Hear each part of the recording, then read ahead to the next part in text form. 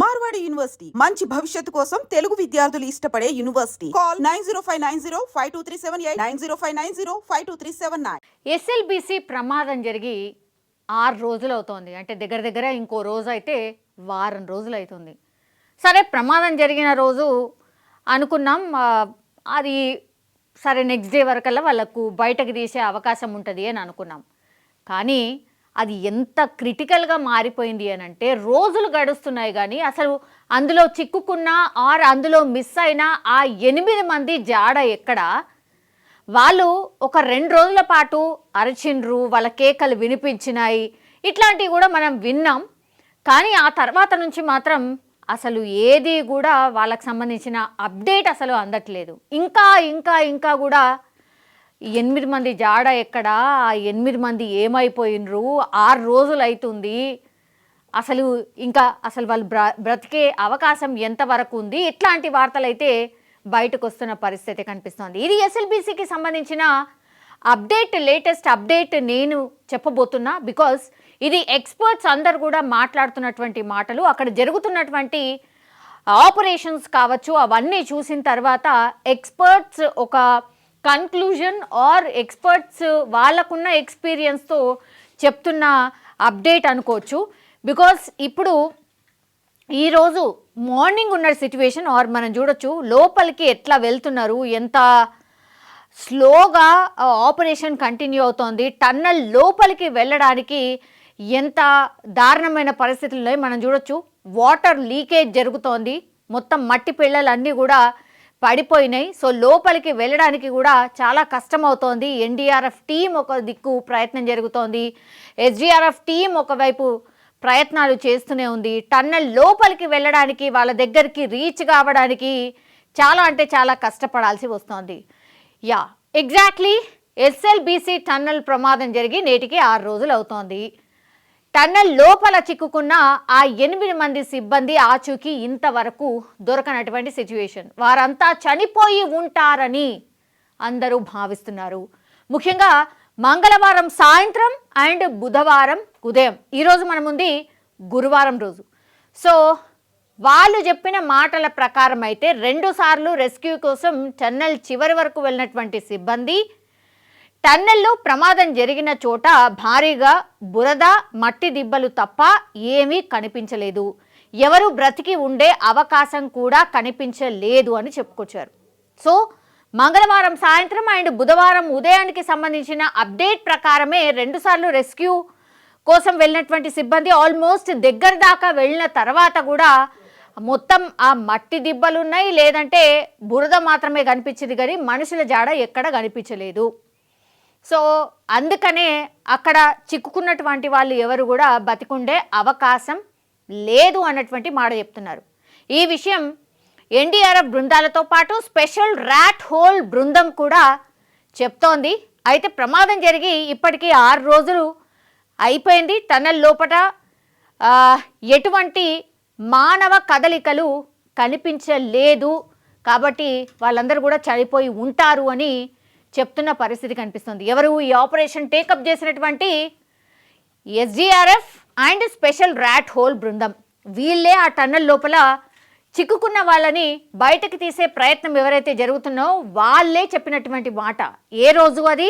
బుధవారం ఉదయం అండ్ మొన్న మంగళవారం సాయంత్రం జరిగినటువంటి అప్డేట్స్ ప్రకారం. ఎందుకంటే 2 సార్లు దగ్గరికి వెళ్ళి బ్యాక్ వచ్చేసిండ్రు కాబట్టి ఇంకా 8 మంది ఎవరైతే ఉన్నారో వాళ్ళందరూ బతికే అవకాశం లేదు అని చెప్తున్నారు. సో ఇంకా కూడా ప్రయత్నం అయితే కొనసాగిస్తున్నారు.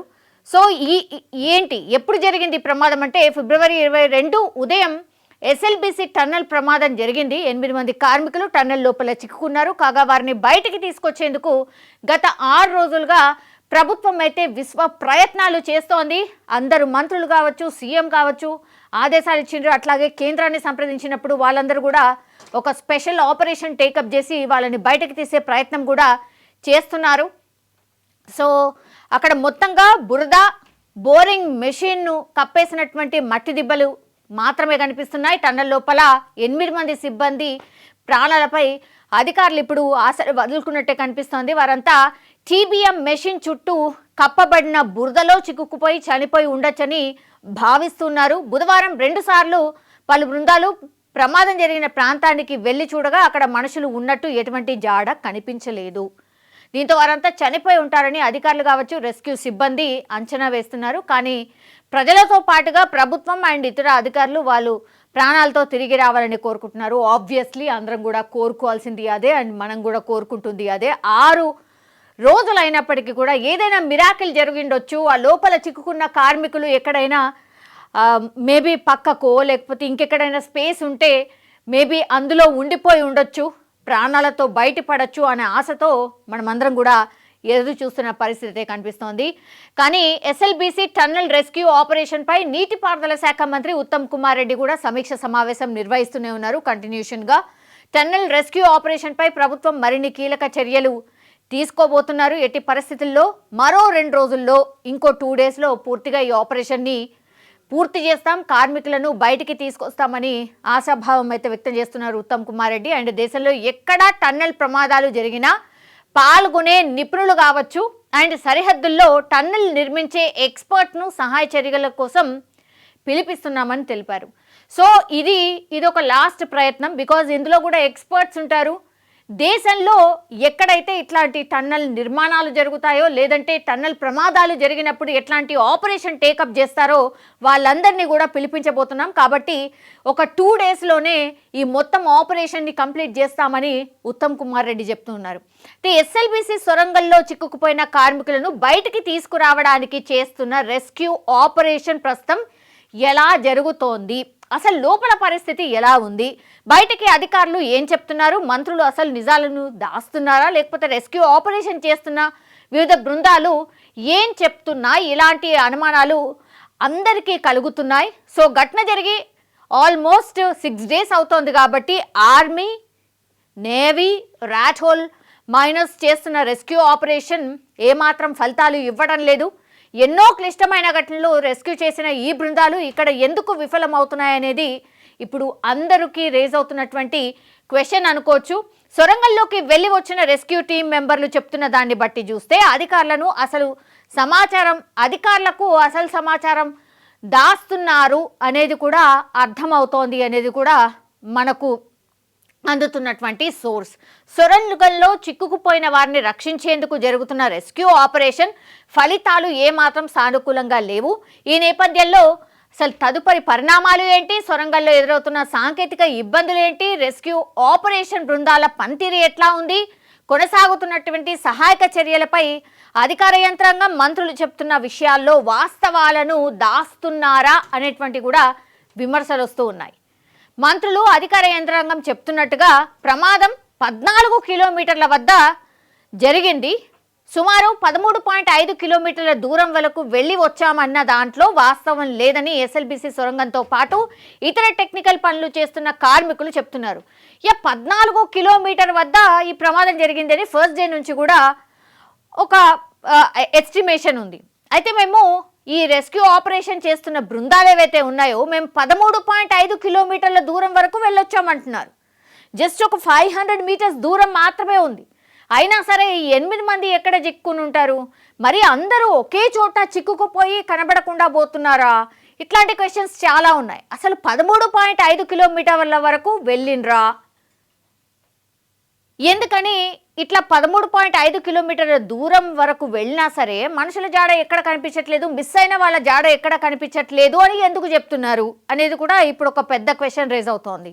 ఈ పరిణామాలను బట్టి చూస్తే మంగళవారం సొరంగంలోకి వెళ్ళిన ర్యాట్ హోల్ మైనర్స్ నిపుణులు చేసిన హెచ్చరికలు వాస్తవమని స్పష్టమవుతోంది. తిరిగి బుధవారం కూడా ర్యాట్ హోల్ మైనర్స్ 2 వ్యక్తులు మరోసారి సొరంగంలోకి వెళ్ళినట్టు తెలుస్తోంది. వారు తిరిగి వచ్చిన తర్వాత మరోసారి మంత్రులు మీడియాతో మాట్లాడే అవకాశం ఉంది అనేది కూడా ఒక ప్రచారం అయితే జరుగుతోంది.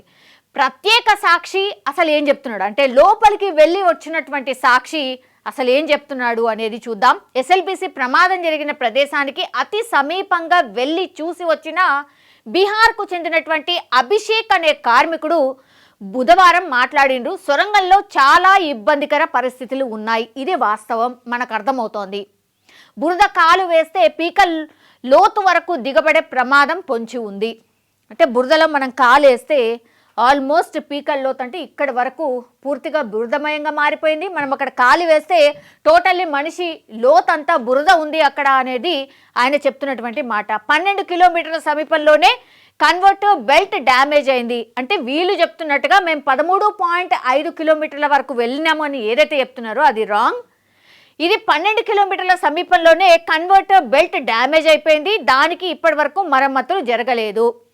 ఇక్కడ రెస్క్యూ చేస్తున్న ఎన్డీఆర్ఎఫ్, ఎస్డీఆర్ఎఫ్, ఆర్మీ, నేవీ తదితర రిస్క్ బృందాలు కేవలం 11 కిలోమీటర్ల వరకే వెళ్ళొస్తున్నాయి. ఇది యాక్చువల్లీ కరెక్ట్ పాయింట్ అనుకుంటా. నేను ఇంతకుముందు చెప్పినట్టుగా మేము 13.5 కిలోమీటర్ల వరకు వెళ్ళాం, 14 కిలోమీటర్ల దగ్గర ప్రమాదం జరిగిందని ఏదైతే చెప్తున్నారో యాక్చువల్లీ వీళ్ళు అసలు రీచ్ అయిందే 11 కిలోమీటర్ల వరకే అయి ఉంటుంది. డెఫినెట్లీ ప్రత్యక్ష సాక్షి చెప్తుంది నిజమే అయి ఉండొచ్చు. ఎందుకంటే 11 కిలోమీటర్లకు తర్వాత అసలు వెళ్ళే అవకాశమే లేదు. మనం ఆ సొరంగాన్ని చూసినా కూడా మనకు అర్థమవుతుంది పూర్తిగా బురద లేదంటే వాటర్ లీకేజ్ అవుతున్నాయి. అదంతా కూడా లోపలికి వెళ్ళే అవకాశం లేకుండానే ఉంది. వీళ్ళు వెళ్ళింది 11 కిలోమీటర్లే, కానీ మనకు చెప్తోంది, బయటకు చెప్తోంది మాత్రం 13.5 కిలోమీటర్లు అని ఎందుకు చెప్తున్నారు? తర్వాత పరిణామం మరింత తీవ్రతరంగా ఉండడంతో సాహసం చేసి ముందుకు వెళ్ళలేకపోతున్నారు. ఇది ఎగ్జాక్ట్ పాయింట్ అయ్యిండొచ్చు. డెఫినెట్లీ వాళ్ళు ముందటి వరకు వెళ్ళలేకపోయినరు. ఇది కరెక్ట్. పెద్ద మొత్తంలో పేరుకుపోయిన బురదను తొలగించాలంటే సుమారు 1 నెల పాటు సమయం పడుతుందట. అలా పేరుకుపోయిన బురద వాళ్ళు తొలగించాలంటేనే 1 నెల రోజులు పడుతుందట. సో ఇమాజిన్ చేసుకోండి ఎన్ని క్వింటాళ్ళు ఆర్ ఎంత పెద్ద మొత్తంలో బురద పేరుకుపోయింది అనేది దీన్ని బట్టే మనకు అర్థమవుతుంది. ప్రత్యక్ష సాక్షి చెప్తున్నటువంటి మాట ఇది. ప్రస్తుతం సొరంగంలోకి వెళ్ళిన రెస్క్యూ బృందాలు 11 కిలోమీటర్ల వరకు వెళ్ళి అక్కడ సెల్ఫీ ఫోటోలు తీసుకుని తిరిగి వెనక్కి వస్తున్నారు. ఇది వాస్తవమే అయ్యుండొచ్చు. మాలాగా సాహసం చేసి సొరంగంలో కుప్పకూలిన సమీప ప్రదేశానికి ఎవరు వెళ్ళడం లేదు. అనేక బృందాలు రంగంలోకి దిగినట్టు చెప్తున్నప్పటికీ వాస్తవాలకు భిన్నంగా ఉందని, ప్రజాధనం వృధా అవుతుందే తప్ప ఫలితం లేదని ఆయన ఆవేదన వ్యక్తం చేస్తున్నారు. ఎవరు? ప్రత్యక్ష సాక్షి లోపలికి వెళ్ళి వచ్చినటువంటి వ్యక్తి చెప్తున్నటువంటి మాటలు. నేను కూడా సొరంగంలోకి వెళ్ళాను, చాలా రిస్క్గా ఉంది. ఇంకో వ్యక్తి మాట్లాడుతున్నాను, నేను కూడా సొరంగ ప్రమాద సమీప స్థలానికి వెళ్ళొచ్చాను, సొరంగంలో చాలా రిస్క్తో బోత్ ముష్కిల్ హై, ప్రాబ్లం హై అని బీహార్కు చెందినటువంటి రెస్క్యూ టీమ్ మెంబర్ ఒకతను తెలిపాడు. ఆయన పేరు వచ్చి జార్ఖండ్కు చెందిన సుకర్ సాహు. జార్ఖండ్కు చెందిన కార్మికుడు సూపర్ సాహు మాట్లాడుతూ జేపీ కంపెనీ గత 5 నెలల క్రితం నుండి సొరంగంలో పనులు చేస్తున్నాడని తెలిపారు. సో ఉదయం 8 గంటలకు వెళ్ళి సాయంత్రం 5 గంటలకు సొరంగంలోని పనులు చేసి వస్తున్నారు. సో ఇతను ఎవరైతే టన్నెల్లో పనిచేస్తున్నాడో ఆయన రెస్పాన్స్ ఇది. జేపీ కంపెనీ యాజమాన్యం రోజుకి 500 నుంచి 600 రూపాయలు మాత్రమే కూలీ ఇస్తుందట. ఏంది గింత తక్కువ ఉంటుందా అసలు? టన్నెల్లో ప్రాణాలకు తెగించి ఇంతగానం చేస్తే వాళ్ళకి ఇచ్చేది ఏంటి? ఓన్లీ 500 రూపాయలేనా? అవి కూడా గత 3 నెలల నుంచి ఇవ్వడం లేదట. ఇస్తుందే 5 నుంచి 600. అట్లాంటిది 3 నెలల నుంచి అవి కూడా చక్కగా ఇస్తలేడట. ఈ తతంగం అంతా చూస్తుంటే ప్రభుత్వ యంత్రాంగం ఉన్నతాధికారులతో చేపడుతున్న సమీక్ష సలహాలు సూచనలు ఏమాత్రం ముందుకు వెళ్ళడం లేదు. కేవలం సమాజానికి అది చేస్తున్నాం ఇది చేస్తున్నామని నమ్మించే ప్రయత్నం జరుగుతున్నట్టుగా పలు విమర్శలు అయితే వస్తున్నాయి. యాక్చువల్లీ వాస్తవమైనటువంటి పరిస్థితి ఏంటంటే 14 కిలోమీటర్ల దగ్గర యాక్చువల్లీ ప్రమాదం అయితే జరిగింది. అయితే మేము 13.5 కిలోమీటర్ల వరకు వెళ్ళామని రెస్క్యూ ఆపరేషన్స్ చేపడుతున్నటువంటి టీమ్స్ అయితే చెప్తున్నాయి, కానీ వాస్తవంగా ఇది జరగలేదు. 11 కిలోమీటర్ల వరకే వెళ్ళే అవకాశం ఉంది. అక్కడ అంత పెద్ద ఎత్తున బురద వేరుకుపోయింది. ఒకవైపు ఇంకోవైపు ఏమో వాటర్ లీకేజ్ అవుతున్నాయి. పెద్ద మొత్తంలో బురద పేరుకుపోయింది కాబట్టి కేవలం 11 కిలోమీటర్ల వరకే వెళ్ళి ఇక మేము ఆల్మోస్ట్ రీచ్ అయినామని సెల్ఫీలు దిగి బయటకు వస్తున్నారు. ఇది పరిస్థితి అని చూపేస్తున్నారు, కానీ ఎగ్జాక్ట్ ఎక్కడి వరకు పోయినామనేది వాస్తవాలు చెప్పట్లేదు అని ఒక ప్రత్యక్ష సాక్షి ఎవరైతే లోపలికి వెళ్ళినరో వాళ్ళు చెప్తున్నటువంటి పరిస్థితి. ఇవన్నీ పక్కన పెడదాం, యాక్చువల్లీ రాజకీయ విమర్శలు పక్కన పెడదాం. అసలు ఏం జరిగింది ఏంటి అనేది కూడా ప్రత్యక్ష సాక్షి చెప్తున్నటువంటి విషయాన్ని చూస్తే ఎస్ఎల్బీసీ ప్రమాదం చాలా పెద్దది. అండ్ ఇంకోటి ఏంటంటే ఇట్లాంటి ప్రమాదాలు జరిగినప్పుడు అసలు రెస్క్యూ చేసే ఆపరేషన్కి సంబంధించిన ఎక్స్పర్ట్స్ ఉన్నారా నిజంగానే లేరా? మరి 6 రోజులు అవుతోంది. 6 రోజుల తర్వాత కూడా మంత్రి గారు మాట్లాడుతూ మేము ఇంకా పెద్ద ఎక్స్పర్ట్స్ని తీసుకొస్తాం, ఆ, వీళ్ళందరూ కూడా నేషనల్ ఇంటర్నేషనల్కి సంబంధించిన ఎక్కడైనా ఇన్సిడెంట్స్ జరిగినప్పుడు వాళ్ళందరూ వచ్చి రెస్క్యూ ఆపరేషన్స్ చేస్తూ ఉంటారు కాబట్టి వాళ్ళని తీసుకొస్తామని చెప్తున్నారు మంత్రి గారు. మరి అదేందో అర్థం కాలేదు. మరి ఇప్పటి వరకు ఈ ఎక్స్పర్ట్స్ని తీసుకురాలేదా అనేది కూడా ఇంకో క్వశ్చన్ మార్క్ అనమాట. యాక్చువల్లీ ఇగో చూడండి, చనిపోయి కానీ ప్రజలతో కావచ్చు లేకపోతే మనకు బయటకు వస్తున్నటువంటి ఈ సమాచారాన్ని బట్టి చూస్తే మరి రెస్క్యూకి సంబంధించిన ఆపరేషన్ చేసినప్పటికీ కూడా ఎందుకని ఫలితాలు ఇవ్వట్లేదు?